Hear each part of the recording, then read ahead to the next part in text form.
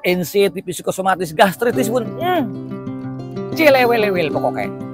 Jangan takut, jangan khawatir, itu mesti harus kita lawan. Begitu. Terus kalau misalnya di bagian dada sakit tawanya begitu teman-teman. Jadi benar-benar ya saya bilang saya nggak bisa terapi begitu. Jadi walaupun tapi saya coba di rumah karena malu sendiri teman-teman. Aduh dia apa-apaan, tapi saya di rumah saya praktek teman. Ternyata benar teman-teman. Jadi dengan ketawa itu intinya itu membahagiakan diri agar kenapa?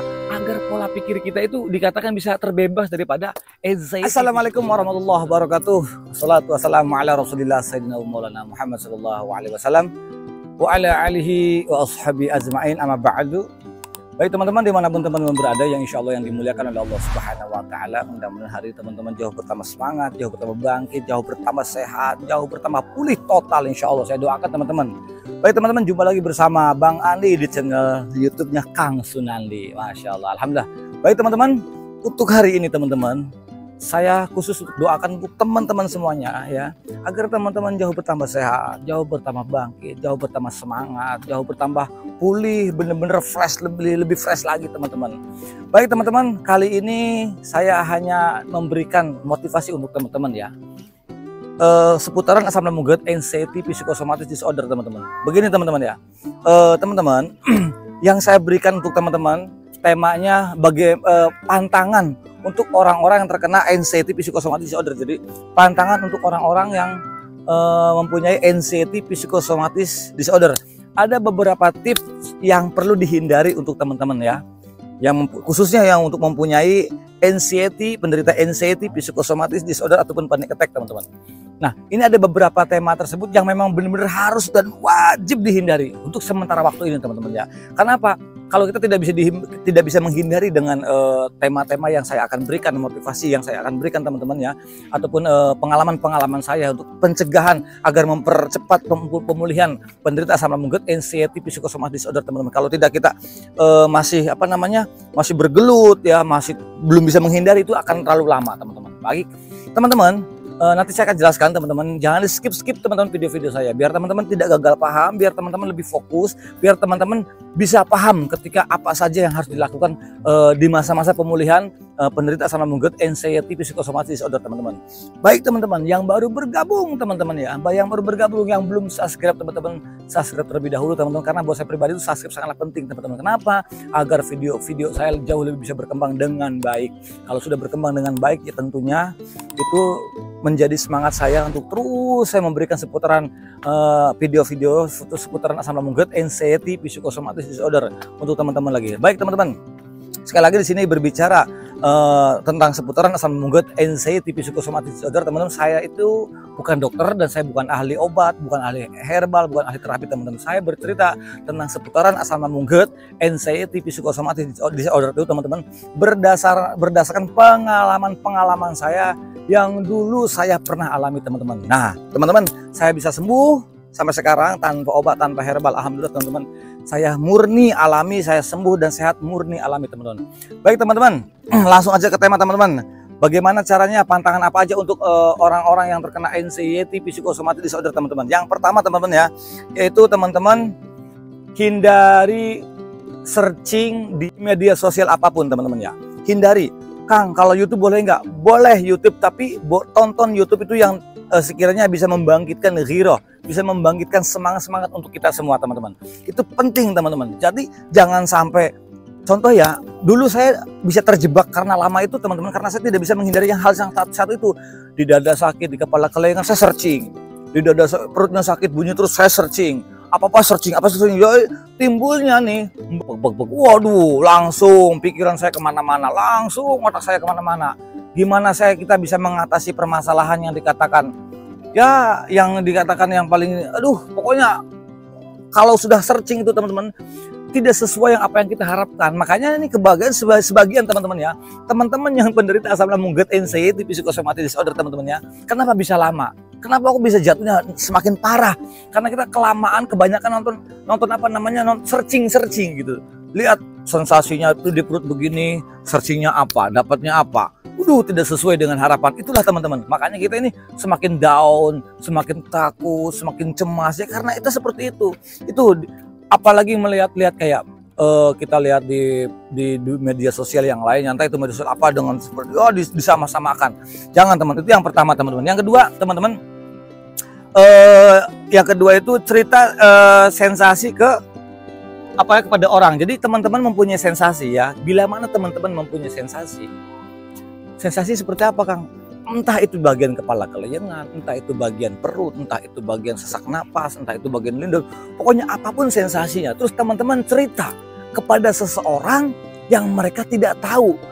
Ya paling tidak mereka itu tidak memahami tentang penyakit, tentang penderita asam lambung GERD, anxiety, psychosomatic disorder teman-teman. Contoh teman-teman ya, saya itu pernah begini.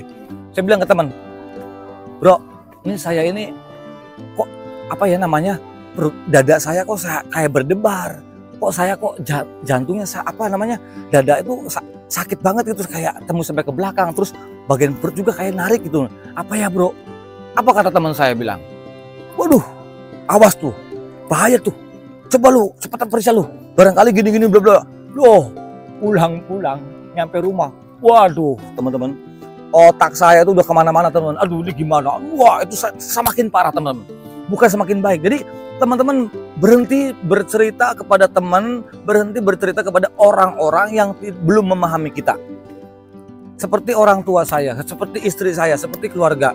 Nah terus istilahnya jangan sampai begini teman-teman. Jadi jangan sampai bahasanya kita itu ya bercerita kepada orang yang tidak mengerti dan tidak memahami tentang kita. Jadi ceritalah kepada orang-orang yang benar-benar mengerti. Contoh kayak saya cerita kepada keluarga. Kalau ketika saya sakit, ketika saya ketika saya jantung berdebar, entah itu kepalanya kelengan sangat luar biasa, sakitnya luar biasa, saya bilang ke keluarga, ini kenapa ya, ini kenapa? Kata keluarga yang bisa mengadem-adem, yang bisa mengerti dan memahami saya, itu nggak apa-apa, ntar juga sembuh tuh, kan enak teman-teman. Nah kita pun juga sama, pergi periksa ke dokter. Pada waktu itu saya pergi ke dokter, saya coba ke dokter, ada juga dokter yang nakut-nakutin, ada yang bikin cemas, tuh gini nih. Jujur saya pernah diponis yang paling parah pada waktu itu. Aduh, pokoknya kesel, jengkel banget sama tuh dokter. Nah, di situ bilang, aduh, dah saya kurang puas di situ pada rumah sakit besar. Nah, setelah itu teman-teman saya juga pergi ke rumah sakit yang paling besar lagi, dan saya saya cari dokter yang paling termahal pada waktu itu. Saya mencoba. Jadi katakannya aman-aman saja, teman-teman. Jadi dokter itu juga masing-masing sifatnya itu, teman-teman ya. Itu pengalaman saya, teman-teman. Ini saya bercerita tentang pengalaman saya dulu. Jadi hindari bercerita tentang sensasi, tentang interaksi badan kita kepada orang-orang yang tidak memahami kita, tidak mengerti kita, tidak pernah mengerti tentang sensasi, tidak pernah mengerti tentang tentang sensasi, tentang asam seputaran, asam lambung GERD, anxiety, psychosomatic disorder itu hindari dulu teman-teman. Ini yang ketiga teman-teman. Jadi jangan terlalu banyak mengurung, hindari mengurung, hindari merenung sendirian. Nih penting teman-teman, hindari kita mengurung, sering sendirian, sering ngelamun, sering meratapi, hindari teman-teman.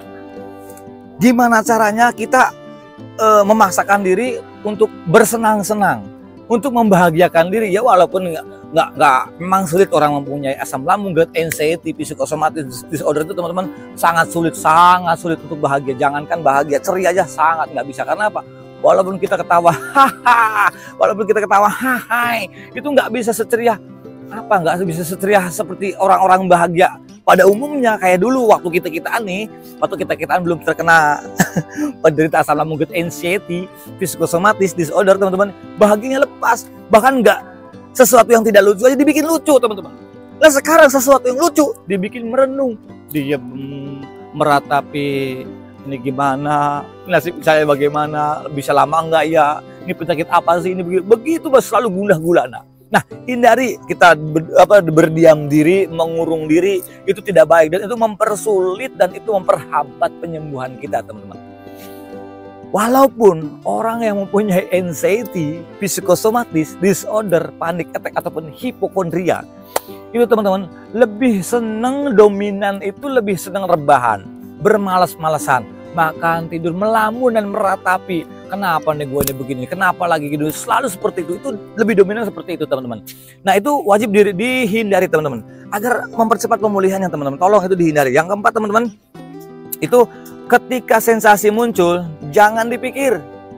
Jadi teman-teman nih, ketika sensasi muncul, aduh, ini dada gue kenapa nih?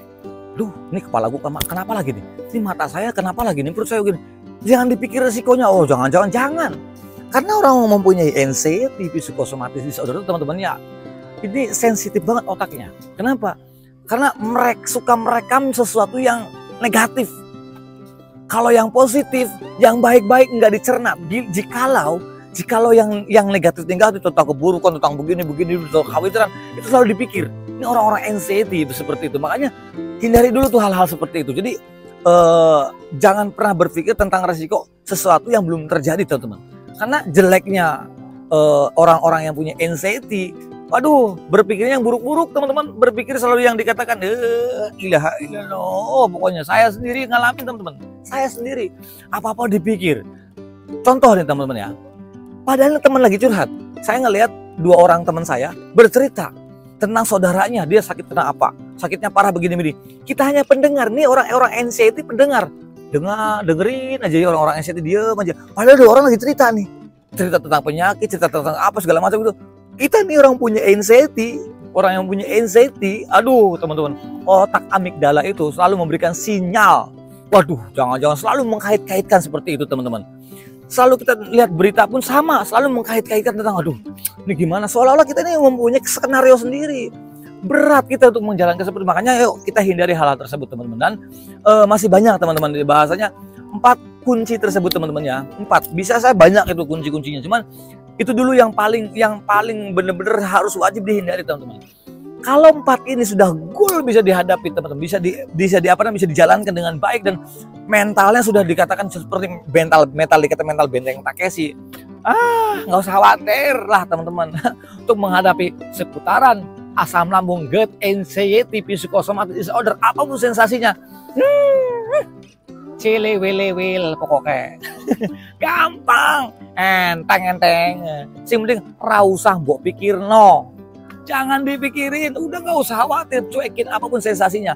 Kalau sudah bisa beradaptasi dengan sensasi, kita sudah bisa melawan dengan sensasi. Jangankan asam lambung, GERD, anxiety, psikosomatis, gastritis pun, cilewelewel pokoknya.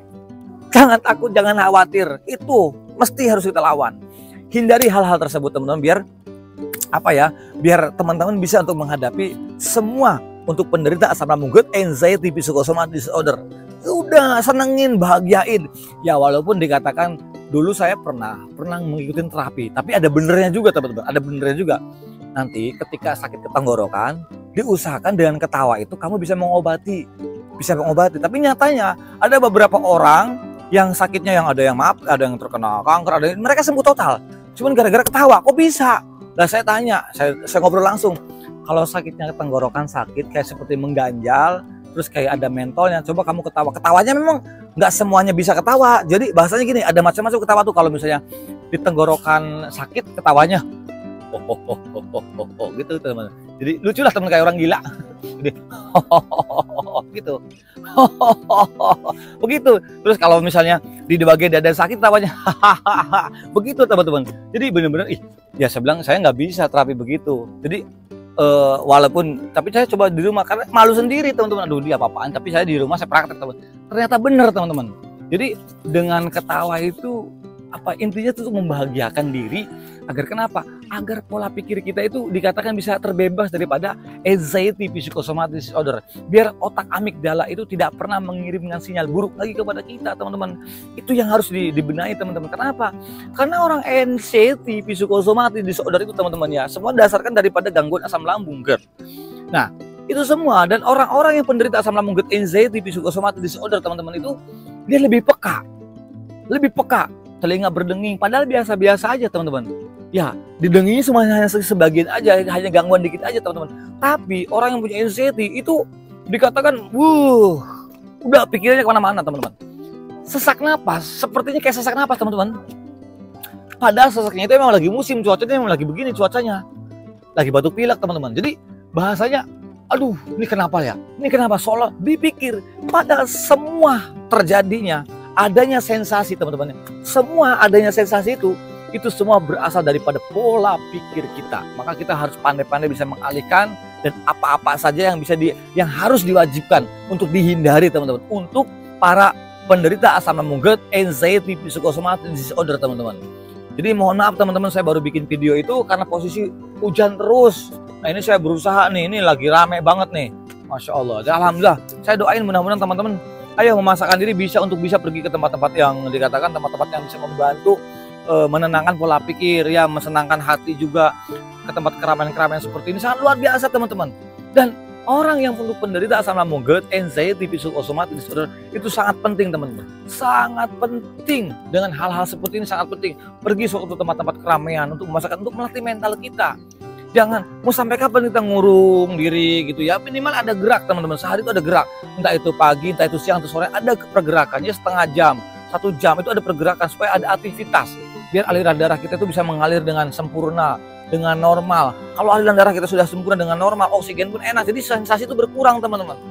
Ya walaupun sensasi semuanya itu, mohon maaf teman-teman ya, semua sensasi itu terjadinya bisa muncul kepada tubuh kita itu ya, tubuh yang baik itu teman-teman ya. Itu karena dari pola pikir kita, yang kurang, terlalu over teman-teman. Handphone aja nih teman-teman, handphone ini kalau sudah kebanyakan memorinya ngeblank, dia lelet, dia lemot udah pokoknya. Nah, begitu, jadi berat. Bagaimana cara mau mengalahkan anxiety, psychosomatic disorder teman-teman, jauh teman-teman. Makanya untuk teman-teman, ayo teman-teman bangkit teman-teman, dan semangat teman-teman. Percaya deh sama saya, tidak akan terjadi apa-apa teman-teman, gak usah takut. Jangan nurutin, aduh saya kayak mau pingsan. Nyatanya kalian pernah pingsan apa enggak? Enggak. Yang dulu saya rasakan 2 tahun sekian, hampir 3 tahun teman-teman. Berasa mau pingsan, ya kayaknya aduh kayak sempoyongan. Jangan-jangan kayak mau gelap nih. Telinga udah mau tuli nih, mau budak nih. Jangan-jangan gue mau pingsan nih. Padahal nggak terjadi pingsan, dan sampai saat ini pun saya belum pernah yang namanya pingsan, itu belum pernah teman-teman. Jadi anxiety itu memang ini kurang ajar teman-teman, kurang ajar. Kadang-kadang kita ini sampai frustasi nih, apa sih ini, penyakit apa sih ini kok gini mah dulu. Setelah saya udah melewati semuanya, udah ngelewatin semuanya, udah tahu oh begini, oh begitu lah, enteng, cili-wili-wil, tenang, cili-wili-wil pokoknya lah. Bos gitu aja teman-teman. Oh coba pikir no, apapun sensasinya jangan dipikirin. Naon wae sensasinya ulah dipikirkan, kan be antep men jorna ae, jorno ngono. Men, jorna, biarin aja dah pokoknya, kata orang Jakarta, ini campur nih. Seperti itu, udah, jangan dianggap, ya kita anggap sepele aja. Karena kita berpegang teguhnya cuma satu, apapun sensasinya itu bukan merupakan sesuatu yang berbahaya, dan itu bukan ancaman buat kita, bukan. Itu nggak apa-apa. Walaupun tapi Kang saya jatuhnya berdebar, mau berdebar kayak, mau berdebur kayak, mau berdebar kayak, itu bukan urusan. Kenapa? Karena itu nggak jadi masalah. Itu karena memang sinyal respon tubuh kita ini teman-teman. Ini orang punya anxiety terlalu peka. Mata peka, kepala, kaki semua. Wah, mohon maaf, kotoran kencing sendiri aja suka diliatin, tangan suka diliatin. Itu orang-orang anxiety. Kenapa? Dia lebih memperhatikan diri sendiri. Dia lebih memperhatikan sesuatu yang sensitif. Orang-orang yang mempunyai anxiety, psychosomatic disorder teman-teman, itu lebih senang berpikir buruk, senang berpikir negatif, senang. Jadi udahlah teman-teman ya, nggak usah berpikir yang jauh-jauh, yang belum terjadi dipikirin. Memang orang-orang yang mempunyai anxiety, psikosomatis itu dia lebih senang siaga, lebih senang lebih senang siap-siap barangkali. Seolah-olah kayak bener-bener aja, padahal jauh banget teman-teman. Nah, ini kalau di sini teman-teman ini bau wangi bunga banget, enak banget nih kalau teman-teman ke sini. Enak banget nih. Taman semerbak wangi. Datang teman-teman ke tempat-tempat yang seperti ini, teman-teman. Tadi saran saya mau ngevlog tapi ini udah gerimis teman-teman ya. Baik teman-teman. Jadi teman-teman itu yang perlu teman-teman harus dihindari teman-teman ya, harus dihindari buat teman-teman agar teman-teman tuh bisa menghadapi bisa menjalankan, bisa lebih pemulihannya bisa lebih cepat lagi untuk menghadapi penderita asam lambung GERD, anxiety, psychosomatic disorder teman-teman. Ini bingung saya juga nih bikin videonya. Kenapa? Karena posisi cuacanya nih kayak kurang enak gitu teman-teman. Gerimis, panas tapi gak gerimis, kadang mendung lagi, gerimis lagi begitu teman-teman. Jadi nanti saya akan lanjut lagi teman-teman, insya Allah nanti akan ada lanjutan lagi videonya tentang saya juga nggak jauh tentang seputaran asam lambung GERD, anxiety, psychosomatic disorder. Saya akan bikin video lagi buat teman-teman. Yang jelas teman-teman, 4 tersebut metode dari saya agar teman-teman bisa menghadapi penderita asam lambung berat anxiety psikosomatis lebih cepat lagi pemulihannya. Insya Allah itu saja yang bisa saya sampaikan. Nanti saya akan sambung lagi. Al-insan makhluk khotwanisan, saya manusia biasa, termasuk dan mohon maafnya barangkali salah kata. Akhir kalam, assalamualaikum warahmatullahi wabarakatuh.